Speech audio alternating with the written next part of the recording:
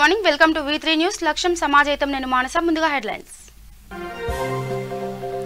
పాఠశాల విద్యాశాఖ అధికారులతో ముఖ్యమంత్రి వైఎస్ జగన్ సమీక్ష విద్యా కానుక అందించేలా చర్యలు తీసుకోవాలని ఆదేశం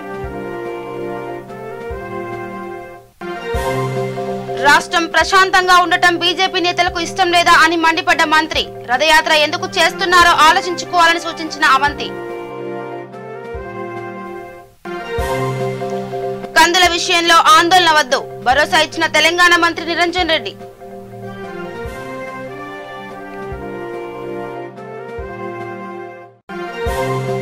సాగర్ లో కాంగ్రెస్ గెలవకపోతే రాజకీయాలు మాట్లాడను ప్రకటించిన ఎంపీ కోమటిరెడ్డి వెంకటరెడ్డి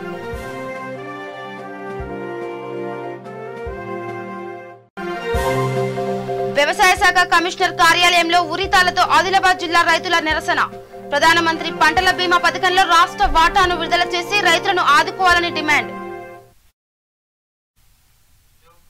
ఇక డీటెయిల్స్ కెళ్తే పాఠశాల విద్యాశాఖ అధికారులతో క్యాంపు కార్యాలయంలో ఏపీ ముఖ్యమంత్రి వైఎస్ జగన్మోహన్ రెడ్డి సోమవారం సమీక్ష నిర్వహించారు టాయిలెట్ల నిర్వహణ విద్యార్థుల హాజరు కోసం మొబైల్ యాప్ పై చర్చించారు ఈ కార్యక్రమానికి విద్యాశాఖ మంత్రి ఆదిమూలపు సురేష్ పాఠశాల విద్యాశాఖ ముఖ్య కార్యదర్శి బుడితి రాజశేఖర్ ఇతర ఉన్నత అధికారులు హాజరయ్యారు సీఎం మాట్లాడుతూ ఫిబ్రవరి 1 నుంచి స్కూళ్లలో పరిశుభ్రమైన టాయిలెట్లు అందుబాటులోకి రావాలని ఆదేశించారు టాయిలెట్ నిర్వహణ నిధిపై రాష్ట్ర స్థాయి జిల్లా స్థాయి స్కూలు లేదా కాలేజీ స్థాయిలో కమిటీలు ఏర్పాటు చేయాలని సూచించారు విద్యా కానుకకు సంబంధించి టెండర్ల ప్రక్రియను వెంటనే పూర్తి చేయాలని సీఎం తెలిపారు సకాలంలో విద్యా కానుక అందించేలా చర్యలు తీసుకోవాలన్నారు వచ్చే విద్యా సంవత్సరంలో 7వ తరగతి వారికి ఇంగ్లీష్ మాధ్యమంలో బోధనపై దృష్టి పెట్టాలన్నారు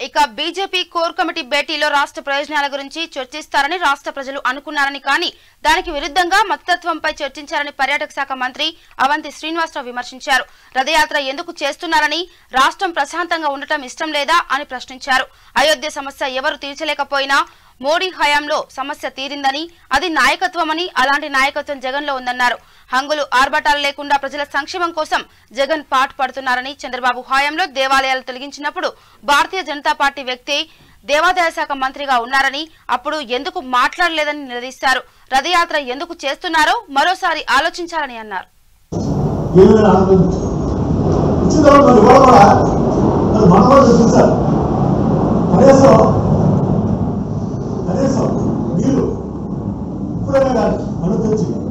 ఈ రాష్ట్ర ప్రజలు బీజేపీ కానీ కాంగ్రెస్ పార్టీ కానీ ఎందుకు వ్యతిరేకిస్తున్నారు వాళ్ళు ఎందుకు మీ పట్ల మొక్కు చూపట్లేదని మీరు అర్థం చేసుకోండి ఆ మతవాసికాలకి కులవాసికాలకి ఈ ప్రాంతాల మధ్యన సెంటిమెంట్ రాజకీయాలకి కాలం చెల్లిపోయింది ఇందులో తెలంగాణ రాష్ట్రం కానీ ఆంధ్రప్రదేశ్ రాష్ట్రం కానీ ఏ రాష్ట్రమైనా దేశం అందరూ కూడా అభివృద్ధి కోరుకుంటున్నారు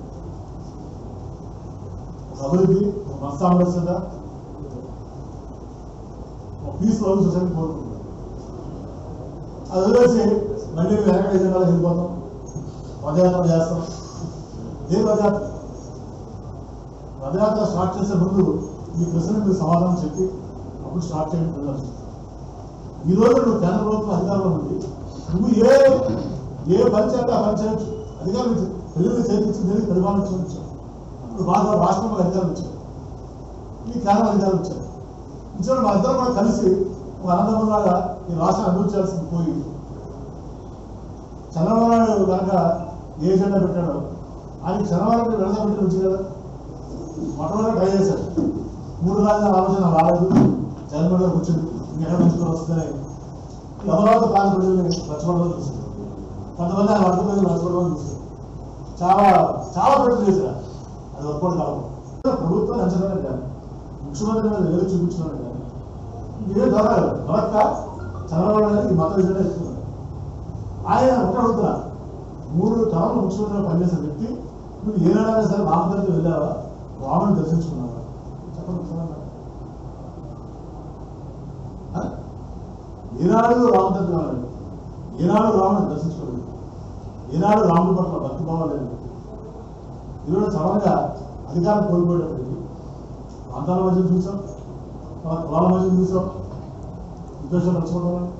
ప్రాంతాల మధ్య విద్వేషాలు రచ్చబడడానికి గొప్పడు కాదు, కులాల మధ్య విద్వేషాలు రచ్చబడి గొప్పడు కాదు. ఈ రోజున మతాలను చిచ్చుపెట్టి బీజేపీని ఎడగాలని చూస్తాం. కాబట్టి ఆంధ్రప్రదేశ్ ప్రజలు రాష్ట్ర ప్రజలు చాలా విద్యులు, చాలా మంచివాళ్ళు. ఇవన్నీ కూడా గమనిస్తున్నారు. ఎవరో మనకి మేలు చేస్తున్నారు, ఎవరో మళ్ళా మనకి విద్వేషాలు రచ్చగొట్టి వాళ్ళ పొందల మీద చూస్తున్నారు. ఇవన్నీ కూడా మీరు గమనించబట్టే మొన్న చంద్రబాబు గారికి 23 సీట్లు పరిమితం చేశారు. ఆయన ఆలోచన విధానం మార్చుకోకుంటే ఆ 23 కాస్త పూర్తి చేయవలసింది. మరి బీజేపీ కూడా చాలా చోట్ల వాళ్ళని అసలు నాగార్జున సాగర్ నియోజకవర్గంలో కాంగ్రెస్ పార్టీ గెలవకపోతే రాజకీయాల గురించి మాట్లాడబోనని భువనగిరి పార్లమెంట్ సభ్యులు కొమ్మటిరెడ్డి వెంకటరెడ్డి కీలక వ్యాఖ్యలు చేశారు. ఆయన యాదాద్రి భువనగిరి జిల్లా భువనగిరి పట్టణం రహదారి బంగ్లాలో మీడియా సమావేశం ఏర్పాటు చేశారు. ఈ సమావేశంలో కొమ్మటిరెడ్డి మాట్లాడుతూ నాగార్జున సాగర్ నియోజకవర్గంలో జరగనున్న ఉప ఎన్నికల్లో భాగంగా కాంగ్రెస్ పార్టీ విజయం సాధిస్తుందని ధీమా వ్యక్తం చేశారు. ఐకేపీ సెంటర్లు బంద్ పెడితే టీఆర్ఎస్ ఎంపీలు, మంత్రులు, ఎమ్మెల్యేలు, టీఆర్ఎస్ నాయకులను రైతులు ఉరికించి కొడతారని హెచ్చరించారు. 3 సంవత్సరాల నుండి డీఎస్పీ నోటిఫికేషన్ లేక వేలాది సంఖ్యలో పాఠశాలలు మూతపడ్డాయని, ప్రైవేటు అధ్యాపక ఉపాధ్యాయులు ఆత్మహత్యలు చేసుకుంటున్నారని, వీటన్నింటికీ కేసీఆర్ కారణమన్నారు. రాజ్భవన్ ఉట్టని ఎట్టి పరిస్థితుల్లో చేసి తీర్తామని ఎంపీ కోమటిరెడ్డి ప్రకటించారు.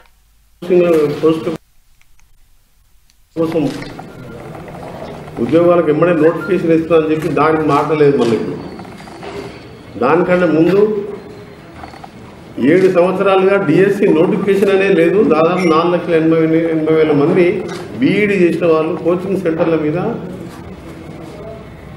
రెగ్యులర్గా తిరుగుకుండా కూర్చుంటారు. 7 ఏళ్ళకి ఒక టీచర్ నివేగా లేదు. దాదాపు 60,000-70,000 మంది రిటైర్ అయింది. టీచర్ల గురించి మాట లేక ఇవాళ 4,000 స్కూళ్ళు గవర్నమెంట్ స్కూల్ మూతపడ్డాయి. ఎంతసేపు మీరన్నీ చూస్తున్న పత్రికల్లో, టీవీలలో వేల కోట్ల రూపాయల కేసీఆర్ ఆయన బంధువులు రాబంధువులాగా లక్షల కోట్ల రూపాయలు ఇలా హైదరాబాద్లో చుట్టుపక్కల రియల్ ఎస్టేట్ వ్యాపారం కానీ ప్రభుత్వ భూములు కబ్జాలు చేసుకొని ఇలా ఆయన కుటుంబం మొత్తం ఇలా లక్షల కోట్లు సంపాదించడం తప్ప రాష్ట్రాన్ని గాలి కుదిరించి భ్రష్టు పట్టించి మొత్తం ఈరోజు నాశనం చేసినాం. మళ్ళీ ఇవాళ ఎన్నికలు వస్తున్నాయినా కానీ నాగార్జున సాగర్లో 2-3 లిఫ్ట్ ఇరిగేషన్ శాంక్షన్ చేసి, ఒక డిగ్రీ కాలేజ్ శాంక్షన్ చేసి దానికి శంకుస్థాపనకి ప్రోగ్రాం పెట్టి కేసీఆర్ బహిరంగ సభ పెట్టాలని చెప్పి మీరు ఇవాళ పేపర్లో కూడా చూసినాం. ఏదేమున్నా సరే తప్పకుండా కాంగ్రెస్ పార్టీ ఈసారి నాగార్జున సాగర్లో కాంగ్రెస్ జెండా జానారెడ్డి గారు పెద్ద ఎత్తున మెజార్టీతో గెలవబోతున్నాడు. అక్కడ బీజేపీ కానీ టీఆర్ఎస్ కానీ బొటాపట్టిన డిపాజిట్ వచ్చే కష్టం వచ్చే విధంగా మా ప్రయత్నం చేస్తాం. అందువల్ల ఇప్పటికే జానారెడ్డి గారు స్టార్ట్ చేసాం. మేము కూడా ఒక్కొక్కరు ఎక్కడెక్కడ ఇన్ఛార్జ్ని పనిచేయాలని ప్లాన్ చేస్తున్నాం. 7 ఏళ్ళకి వెళ్ళిపోయి నాగార్జున సాగర్ దృష్టి పెట్టిన ఆయన ఇవాళ ఎన్నికలు అనగానే నిన్న గొర్రెలు పంచిన పోయి తలసాని శ్రీనివాస్ యాదవ్ పోయి 2 ఏళ్ళకి వెళ్ళి ఆ గొర్రెలది పథకాన్ని మర్చిపోయింది. ఎందుకంటే అక్కడ యాదవులు ఎక్కువ నిన్న పోయి గొర్రెలు మళ్ళీ ఆడ స్టార్ట్ చేసాము. ఎన్ని చేసినా నాగార్జున సాగర్ కాంగ్రెస్ పార్టీ జగరతోని తెలంగాణలో కాంగ్రెస్ పార్టీ వచ్చే 2.5 సంవత్సరాలు జరిగే ఎన్నికల్లో కాంగ్రెస్ పార్టీ అధికారంలోకి వచ్చే మాట వాస్తవం. ఎందుకంటే ఒక దోపిడీకే లక్ష్యంగా పెట్టుకొని పిఆర్ లేదు, పిఆర్సీ సమయం అయిపోయింది. వాళ్లకు 61 సంవత్సరాలకు మేము 60 ఏళ్ళు అంటే 61 సంవత్సరాలు రిటైర్మెంట్ అని చెప్పింది. దాని గురించి మాట లేదు. ఇప్పుడు ఎమ్మెల్సీ ఎన్నికలు ఉన్నాయి. మళ్ళీ వీళ్ళ ఓట్లు పోతాయి అని చెప్పి ఇప్పుడు మన దాని నుంచి ఆలోచిస్తుందని చెప్తుంది మన డిసెంబర్ 11కు 2 సంవత్సరాలు అయిపోయింది ఈయన. అంటే 24 నెలలు అంటే ఒక్కొక్కరికి 75,000 రూపాయలు బాకీ ఉన్నాడు ఆయన. ఇన్ని మోసాలు చేసిండ్రు కాబట్టి ప్రజలు ఇప్పుడిప్పుడే చేసిండ్రు. అందుకని దుబ్బాక జిహెచ్ఎంసీ ఎన్నికలు మా దుబ్బాకలో ఫస్ట్కెళ్ళి మా క్యాండిడేటే లేడు. 30 ఏళ్ళు ఒకటేసారి గెలిచినాం మేము కూడా. జిహెచ్ఎంసీ ఎన్నికల్లో మీరు చూసిండ్రు, ఒక ఆయన భాగ్యలక్ష్మి టెంపుల్ అంటాడు, ఇంకొక ఆయన మసీద్ అంటాడు, ఒక ఆయన సమాధులను లేపేయాలని చెప్పి ఎంఐఎం వాళ్ళు అంటారు. వీళ్ళందరూ కూడా కుమ్మక్కై మత రాజకీయాలు చేసింది తప్ప. ఇక కరోనా వ్యాక్సిన్ నిర్వహణపై హైదరాబాద్ జిల్లా కలెక్టర్ కార్యాలయంలో మంత్రి తలసాని శ్రీనివాస్ యాదవ్ అధ్యక్షతన సమావేశం జరిగింది. ఈ కార్యక్రమంలో హోంమంత్రి Mahmood Ali, collector Shweta Mohanty, GHMC commissioner Lokesh Kumar, Hyderabad నగర police commissioner Anjani Kumar, DMHO Venkat ఇతర అధికారులు పాల్గొన్నారు. రిజిస్ట్రేషన్ చేసుకోవడం సైకిల్ సార్, దాంట్లో కోవిడ్ పోర్టల్ ఉంది. దాంట్లో గవర్నమెంట్ సైడ్ నుంచి దాదాపు 22,000 మంది మహమూద్ అలీ గారు మరియు పశు సంవర్ధక శాఖ మంత్రులు తలసాని శ్రీనివాస్ యాదవ్ గారు మరియు commissioner of police Anjani Kumar గారు. దానిలో 30 మెంబర్స్ చేసాం సార్. First day 30 sir. ఈరోజు మళ్ళీ చేసాం సార్. సండే వెనస్డేలో సాటర్డే లేవు సార్. నేను మార్నింగ్ వెళ్ళేసరికి 18 మెంబర్స్ వచ్చారు సార్. టెర్షరీ హాస్పిటల్ ఈ రోజే స్టార్ట్ చేయడం జరిగింది సార్. అయితే 150 టార్గెట్. సో ఇప్పటికి 105 అయిపోయింది సార్. ఇప్పటికి 105 అయిపోయింది సార్. లేదు సార్, సో 150 టార్గెట్ అయిపోతే బంద్ చేసేస్తాం సార్ ఈరోజు. చాలా మంచి రెస్పాన్స్ ఉంది సార్. ఎవరికి ఏం ప్రాబ్లం లేదు. హాస్పిటల్లో మేము ఇచ్చినప్పుడు ఏంటంటే ఒక 2-3 కొంచెం నొప్పి అని చెప్పారు. ఒకరిద్దరు కొంచెం భయంతో కళ్ళు తిరిగి పడిపోయారు సార్. కానీ ఎటువంటి సైడ్ ఎఫెక్ట్ రాలేదు వాళ్ళకి. ఎందుకంటే అక్కడ ఉన్న ఏఎఫ్ఐ టీమ్తో మేము ప్రాపర్ ట్రీట్మెంట్ చేయించడం జరిగింది. ఒక వితిన్ ½ an hourలో వాళ్ళు క్యూర్ అయిపోయారు సార్. మన జిల్లా కలెక్టర్ గారు, పోలీస్ కమిషనర్ గారు అంజనీ కుమార్ గారు, జిహెచ్ఎంసీ కమిషనర్ లోకేష్ గారు, డిఎంఎస్ వెంకట్ గారు, అదేవిధంగా మిగిలిన అధికారులు అందరూ, సీనియర్ పబ్లిక్ హెల్త్ అధికారులు కానీ, Covid program officers, nodal officers, వేరే డిపార్ట్మెంట్ సిబ్బంది, 16వ తారీఖు నుంచి జరిగినటువంటి వ్యాక్సిన్ ఏదైతే హైదరాబాద్ సిటీలో జరుగుతున్నటువంటి 140 సెంటర్స్లో ప్రజలలో అవేర్నెస్ కల్పించడానికి ఫస్ట్ ఎంప్లాయీస్నే వాళ్ళకి వ్యాక్సిన్ చేయాలనేటువంటి సంకల్పంతో 16వ తేదీన స్టార్ట్ చేసి సండే ఉంటే ఈరోజు కూడా అన్ని సెంటర్స్లో బ్రహ్మాండమైనటువంటి రెస్పాన్స్ ఉంది. కొంత బయట జరుగుతున్నటువంటి ప్రచారంలో ఏది కూడా స్టెప్ అయిన తర్వాత, అంటే అధికారుల స్టెప్ అయిన తర్వాత ప్రజల దగ్గరికి పోతాం. రెండోది 1000 సెంటర్స్ ప్లాన్ చేస్తుంది జిహెచ్ఎంసీ ఆధ్వర్యంలో. అయితే దీంట్లో జిహెచ్ఎంసీ, రెవెన్యూ డిపార్ట్మెంట్, మన కలెక్టర్ గారు, same time police department, escort కానీ లేకపోతే అక్కడ కావాల్సింది కొంత ట్రాఫిక్ కానీ ల్యాండ్ ఆర్డర్ సిబ్బంది కూడా పనిచేస్తుంది. దీంతో పాటు మేము రేపు జనం దగ్గరికి పోయేటప్పుడు కొంత ప్రైవేట్ ఆర్గనైజేషన్ కూడా, ప్రైవేట్ వ్యాక్సినేటర్లను కూడా వారిని కూడా తీసుకొని మన ప్రజలకు ఎటువంటి ఆటంకాలు ఇబ్బందులు లేకుండా అన్ని ప్రికాషన్స్ తీసుకుంటాం. ఎందుకంటే ఇది ఒక భయానకమైనటువంటి వైరస్ అనేది. ఎందుకంటే మనుషులే చనిపోయినటువంటి మనం చూస్తాం. ఇక వేరే దేశాలలో కుప్పలు తిప్పలుగా చనిపోయినటువంటివి చూస్తాం. కానీ ఈరోజు ఒక హైదరాబాద్గా మనందరం గర్వపడాలి. వ్యాక్సిన్ హైదరాబాద్లో తయారీ అవుతుంది. ప్రపంచానికి ఇచ్చే వ్యాక్సిన్ కూడా మన హైదరాబాద్లోనే తయారయ్యింది. అంటే ఎంత దేశంలో ప్రపంచంలో మనకంటే అడ్వాన్స్ అనుకున్న వాళ్ళు కూడా అల్టిమేట్గా వ్యాక్సిన్ హైదరాబాద్. నాంపల్లి యూఫైన్ దర్గాలో నూతనంగా నిర్మించిన భవనాన్ని హోం మంత్రి మహమూద్ అలీ ప్రారంభించారు. ఈ కార్యక్రమంలో వక్ఫ్ బోర్డు చైర్మన్ సలీం, స్థానిక నాయకులు పాల్గొన్నారు.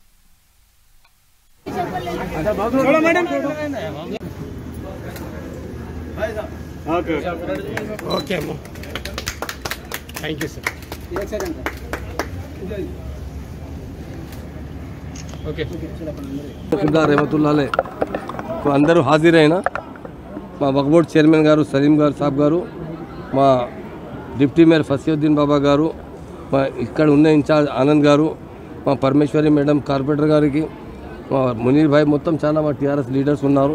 ఇక్కడ జియారత్ చేసిన, మా ఆనరబుల్ సీఎం కోసం దువా చేసిన, ఇక్కడికి అన్న దరాజీ ఉమర్ కోసం, హెల్త్ కోసం, మా వర్కింగ్ ప్రెసిడెంట్ కేటీఆర్ కోసం దువా చేసిన. ఈరోజు ఇక్కడ జిహెచ్ఎంసీ ద్వారా టాయిలెట్స్ కట్టేసిన. మా ఫసీబాబా గారు డిప్యూటీ మేయర్ అన్న ఆధ్వర్యంతో కోషిష్ చేసిన. 25 లక్షల రూపాయలు శాంక్షన్ అయింది, కంప్లీట్ అయింది. ఈరోజు లేడీస్ కోసం, జెంట్స్ కోసం టాయిలెట్స్ కట్టేసిన. ఇక్కడ వచ్చే దారికు అంటే చాలా మంచి అవుతుంది, టాయిలెట్స్ లేకుంటే కష్టం అవుతుంది. కాబట్టి టాయిలెట్స్ కట్టిన తర్వాత చాలా బాగా ఆయనకు ఫెసిలిటీస్ అవుతుంది. హౌస్ బి కట్టించిన వజు కోసం. నేను చాలా సలీం సాబ్కి బి థ్యాంక్స్ చెప్తున్నాను. ఆయన చైర్మన్ గారు ఉన్నారు. మా ఫసీబాబా జిహెచ్ఎంసీలో బడ్జెట్ శాంక్షన్ చేసిన ఆయనకి థ్యాంక్స్ చెప్తున్నాను. అందరూ మా మిత్రులకు థ్యాంక్స్. పెద్దపల్లి నియోజకవర్గం గర్రెపల్లిలో రైతు వేదికను రాష్ట్ర వ్యవసాయ శాఖ మంత్రి సింగిరెడ్డి నిరంజన్ రెడ్డి ప్రారంభించారు. ఈ కార్యక్రమానికి MP Netakani Venkatesh, MLA Dasari Manohar Reddy, MLC Naradasu Lakshmanarao, ZP chairman Putta Madhu తదితరులు హాజరయ్యారు. ఈ సందర్భంగా మంత్రి మాట్లాడుతూ వ్యవసాయ రంగానికి సీఎం కేసీఆర్ ప్రాధాన్యమిచ్చి వినూత్న పథకాలు చేపట్టారని తెలిపారు. కేంద్రం తీసుకువచ్చిన కొత్త చట్టాలతో రైతులకు ఎంతవరకు లాభం చేకూరుతుందో 2 సీజన్లు ఆగితే తెలుస్తుందన్నారు. ఇచ్చిన మాట ప్రకారం వానాకాలం కందులను తెలంగాణ ప్రభుత్వం కొనుగోలు చేస్తుందని, ఈ విషయంలో రైతులు ఆందోళన చెందవద్దని తెలిపారు. ఇది ఏ రకమైన సంక్షోభాలకు దారి తీయకుండా ఒక ఉజ్వలమైనటువంటి తెలంగాణ రాష్ట్రం, వ్యవసాయ ప్రాతిపదిక రాష్ట్రంగా, వ్యవసాయ పునాది రాష్ట్రంగా ఇది బలోపేతం కావాలని చెప్పి చాలా చాలా సాహసం చేసి రైతాంగానికి మనం ఇలా వెనుదన్నుగా నిలబడ్డాం. భారతదేశంలో మనకు సరిపోల్చదగినటువంటి రాష్ట్రాలు లేనే లేవు. వ్యవసాయంలో మనం చేయూతనిస్తున్నటువంటి తీరుతో పోల్చినప్పుడు 6 రెట్లు జనాభాలో కానీ, దాదాపు విస్తీర్ణంలో కానీ పెద్దగా ఉండేటువంటి ఉత్తరప్రదేశ్ రాష్ట్రంలో కూడా ఈరోజు తెలంగాణ రాష్ట్రంలో వ్యవసాయానికి తెలంగాణ ప్రభుత్వం ఖర్చు పెడుతున్నటువంటి దాంట్లో చారాన వంతు కూడా ఖర్చు పెడతలేరు. ఇది ఆన్ రికార్డ్ చెప్తున్నాను. నేను లేదు, ఈరోజు సాలీనా ఒక ఏడాదికి ఆ లోపల హాల్లో మాట్లాడుతుంటే ఎవరైనా ఒకరు వాళ్ళను యువతలు తీసుకురండి, లేకుంటే మాట్లాడకుండా ఉండొద్దని చెప్పండి. మాట్లాడుతుంటే వాళ్ళ ఇంటికి పోయి జోలి పెట్టమని చెప్పండి. ఒకటే శాఖ, కానీ ఆ శాఖ నిర్వర్తించేటువంటి మొత్తం బాధ్యత కూడా వ్యవసాయ రంగ బలోపేతానికి. సాగునీటి మీద పెట్టేటువంటి ఖర్చు, రైతులు తాముగా పెట్టుకున్నటువంటి బోర్లకు అవసరమైనటువంటి సబ్సిడీ మీద, ఉచిత సబ్సిడీ మీద మనం అయితే కరెంట్ ఇస్తున్నామో దాన్ని మొత్తం డిస్కామ్లకు మనం పే చేస్తున్నాం. ప్రభుత్వ పరంగా మనం కడుతున్నాం కరెంటు డిపార్ట్మెంట్కి. రైతుల తరఫున ప్రభుత్వం కడతాం, రైతులకు ఉచితంగా ఇస్తున్నాం. తద్వారా లిఫ్ట్ మోటార్లకు వచ్చే, రైతుల యొక్క మోటార్లకు వచ్చే సాలీనా 10,000 కోట్ల పైచిలకు ఇలా కరెంటు మీద సర్కార్ కడతా ఉన్నది. రైతు బంధు మీద మొన్న ఈ ఒక్క సీజన్కే 7,351 కోట్ల రూపాయలను రైతాంగానికి విడుదల చేశారు. సంవత్సరానికి 15,000 కోట్ల పైచిలకు అవుతా ఉంది. రైతాంగం యొక్క ఉత్పత్తులు మద్దతు ధర రాని పరిస్థితులలో రైతులు ఇబ్బంది పడకుండా మద్దతు ధరకు సర్కారు కొంటూ వచ్చినటువంటిది గత 6.5 ఏళ్ల కాలంలో 7,500 కోట్ల రూపాయలు. వాటిని కూడా 6 సంవత్సరాలకు డివైడ్ చేసుకుంటే, 6.5 ఏళ్లకు డివైడ్ చేసుకుంటే మొత్తం కలిపి సగటున ఒక్క ఏడాదికి మనం సుమారుగా 55,000 నుంచి 60,000 కోట్ల రూపాయలు ఒక్క. తెలంగాణ రాష్ట్ర మంత్రి శ్రీనివాస్ గౌడ్ మరోసారి తన మానవత్వాన్ని చాటుకున్నారు. మహబూబ్నగర్ జిల్లా పర్యటనలో ఉన్న మంత్రి ప్రధాన రోడ్డుపై తన వాహనంలో వెళ్తుండగా రోడ్డుపై గుర్తు తెలియని వ్యక్తి స్పృహ కోల్పోయి కింద పడుతున్నట్టు చూశారు. అకస్మాత్తుగా తన వాహనం దిగి మూర్ఛ వ్యాధితో బాధపడుతున్న వ్యక్తిని గమనించి వెంటనే అతని చేతిలో తాళాలు పెట్టి కాపాడారు. వ్యక్తి మామూలు స్థితికి వచ్చిన తర్వాత దగ్గరుండి మరీ అతన్ని ఆసుపత్రికి పంపించారు. కరోనా సమయంలో చాలా సందర్భాల్లో ఆయన తన మానవత్వాన్ని చాటుకున్నారు. ఆ మహమ్మారి బారిన పడి చనిపోయిన వాళ్ల మృతదేహాల వద్దకు ఎవరు కూడా దగ్గరకు రాని సమయంలో మంత్రి వెళ్లి అంత్యక్రియలో పాల్గొన్నారు. మళ్లీ ఇప్పుడు రోడ్డుపై అకస్మాత్తుగా ఈ వ్యక్తికి ఫిట్స్ రావడం చూసి సహాయం అందించి మరోసారి తన మానవత్వాన్ని చాటుకున్నారు.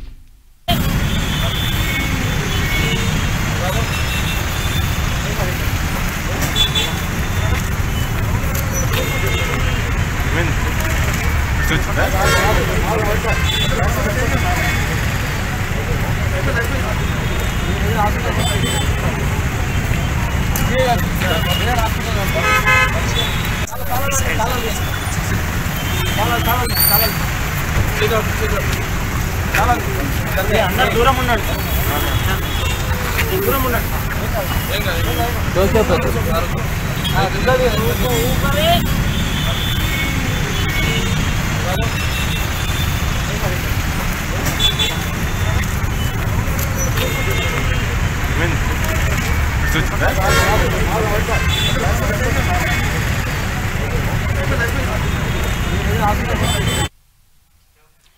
ఇక పేదరికాన్ని జయించాలంటే కేవలం చదువుతో మాత్రమే సాధ్యమని assistant commissioner of customs and GST officer Prabhakar Naik పేర్కొన్నారు.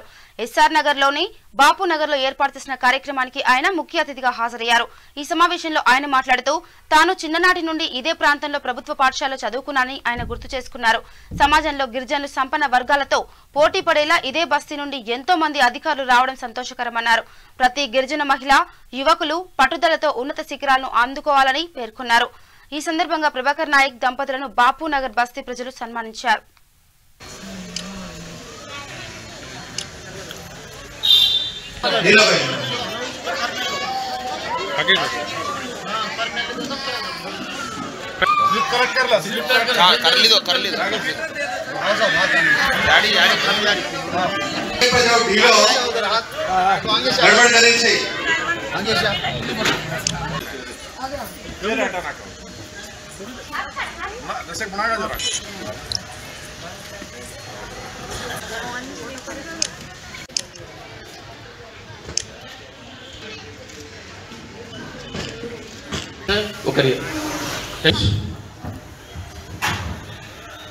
भैया भाई मुझे सिंह राम राम जय Sevalal.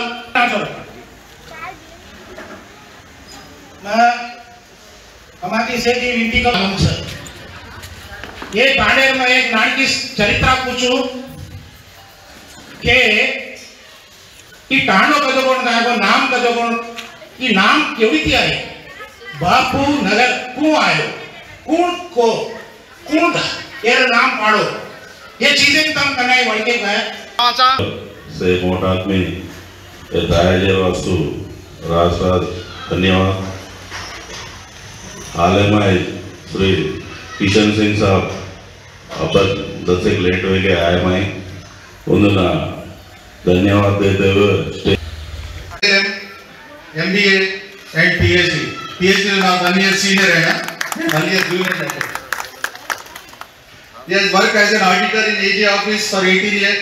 He has joined as a custom central excise inspector in the year 1992. And he was promoted as a superintendent of custom and central excise in the year 2002. And now he has conferred as an Indian Revenue Service officer. Hyderabad Basheerbagh లోని వ్యవసాయ శాఖ commissioner కార్యాలయంలో ఆదిలాబాద్ జిల్లా రైతులు ఉరితాళ్లతో నిరసన వ్యక్తం చేశారు. ఈ సందర్భంగా రైతులు మాట్లాడుతూ ప్రధానమంత్రి పంటల బీమా పథకంలో రాష్ట్ర వాటాను విడుదల చేసి రైతులను ఆదుకోవాలని డిమాండ్ చేశారు.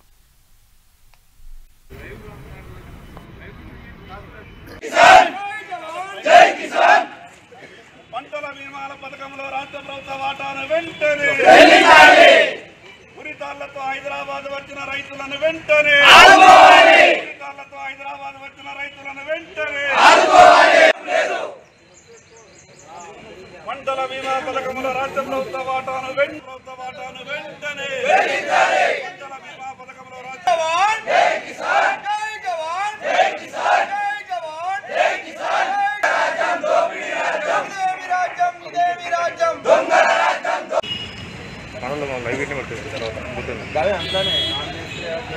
పంట బీమా పరిహారాన్ని ఫసల్ బీమా పరిహారాన్ని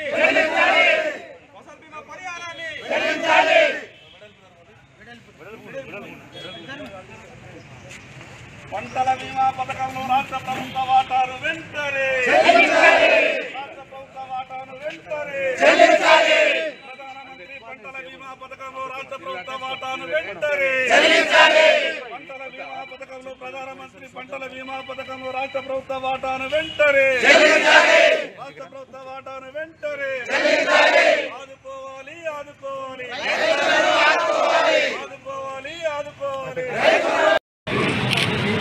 బాధ అనిపిస్తుంది. 100 కోట్ల రూపాయలు మనం ఊసులు చేయించారు. ఇల్లుకు 10,000 రూపాయలు 600 కోట్లు ఇట్లా నగదు పంపించారు.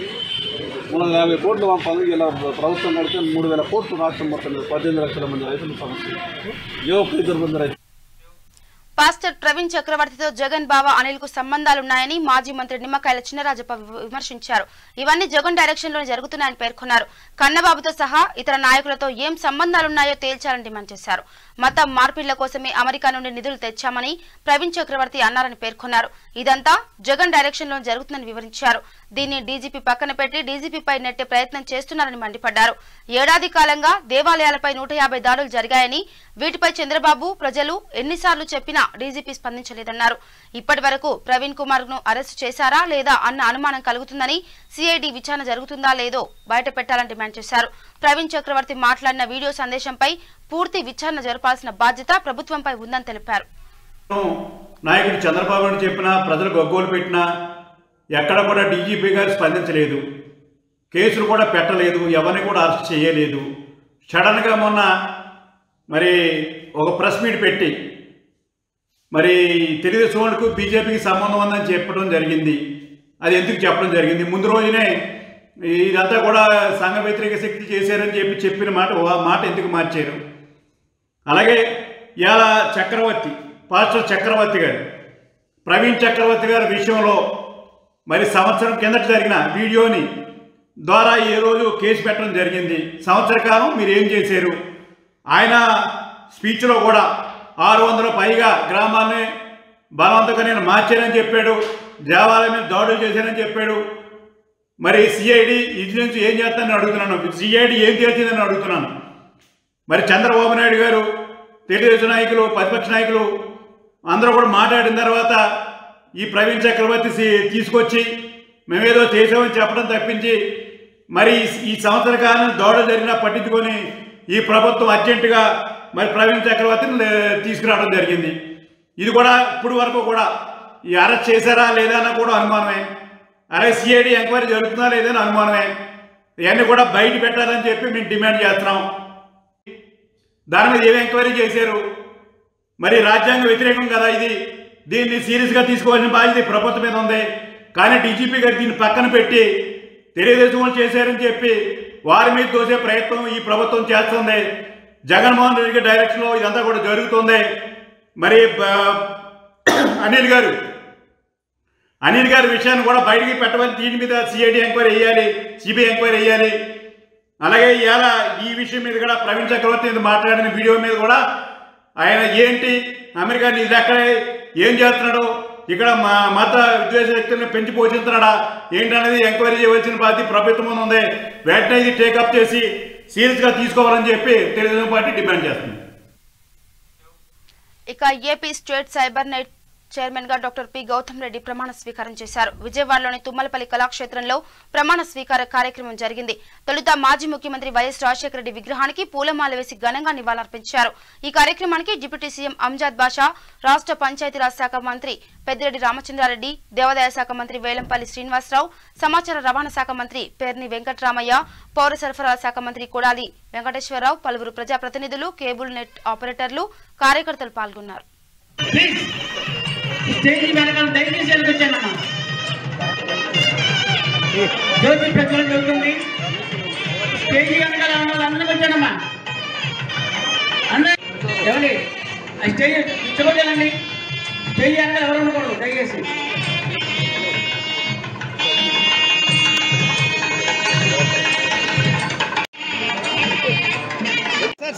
ఎవరు పైకి రావద్దండి.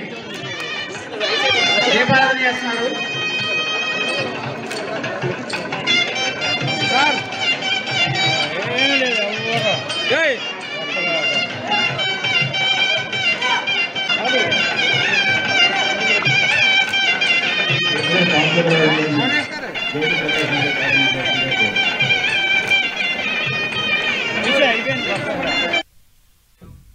విశ్వవిఖ్యాత నట సార్వభౌమ స్వర్గీయ నందమూరి తారక రామారావు 25వ వర్ధంతి విశాఖలో జరిగింది.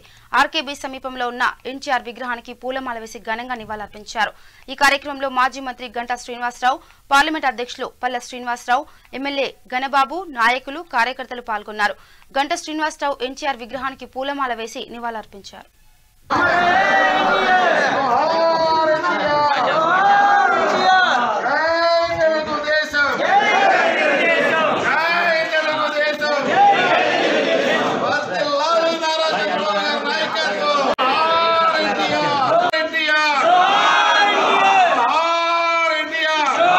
మాటలో ఎన్టీ రామారావు గారి మాటలో చంద్రబాబు నాయుడు గారు కూడా అభివృద్ధి ధ్యేయంగా పెట్టుకుని మరి 15 సంవత్సరాలు ముఖ్యమంత్రిగా మరి బ్రహ్మాండంగా పరిపాలన చేశాడు.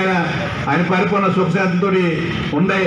ఎన్టీ రామారావు పరిపాలన రామరాజ్యంగా ఆ రోజు రామరాజ్యంగా ప్రజలందరూ కూడా అభినందించారు. మరి ఈ రోజు పరిపాలన జరుగుతుంది, మనం అందరం చూస్తున్నాం, మరి కామెంట్ చేయలేం. కానీ ఏదేమైనా ప్రజలకు అనుగుణంగా పరిపాలన జరగాలి. ఆ రోజు ప్రజలకి ఏం కావాలి, ఏం అవసరాలు కావాలి అన్నదే ఆ రోజు ఎన్టీ రామారావు గారు ఆయనకి రాజకీయ అనుభవం లేకపోయినా తెలుసుకుని మరి కార్యక్రమాలు చేపట్టి ప్రజల్లో హృదయాల్లో మరి ఆయన మించిపోయాడు. ఇప్పటికీ కూడా అందరూ కూడా ఎన్టీ రామారావు పేరు చెప్తే అందరూ కూడా ఎంతో అభినందనతో దేవుడు, కృష్ణుడు, రాముడు అని దండం పెట్టుకునే పరిస్థితి ఈరోజు మన అందరికీ తెలుసు. ఆయన పెట్టుకున్న సిద్ధాంతం సమాజమే దేవాలయం, ప్రతి పేదవాడు కూడా దేవుడు.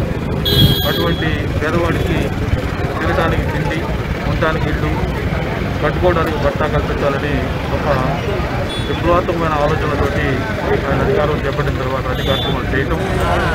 మరి ఈనాటికి కూడా ఏదైతే అనేక ప్రభుత్వాలు సంక్షేమ కార్యక్రమాలుగా చెప్పుకుంటున్న హౌసింగ్ స్కీమ్ కానీ ఇవన్నీ ఆ రోజు ఉన్న ఎన్టీఆర్ గారు పెట్టిన కార్యక్రమాలు. ఇక బులెటిన్ ముగించే ముందు హెడ్లైన్స్ మరోసారి. పాఠశాల విద్యాశాఖ అధికారులతో ముఖ్యమంత్రి వైఎస్ జగన్ సమీక్ష. విద్యా కానుక అందించేలా చర్యలు తీసుకోవాలని ఆదేశం.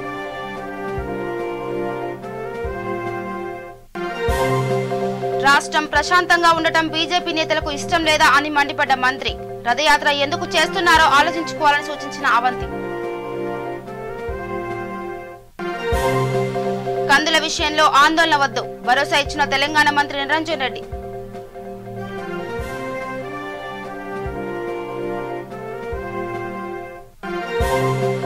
సాగర్ లో కాంగ్రెస్ గెలవకపోతే రాజకీయాలు మాట్లాడను ప్రకటించిన ఎంపీ కోమటిరెడ్డి వెంకటరెడ్డి.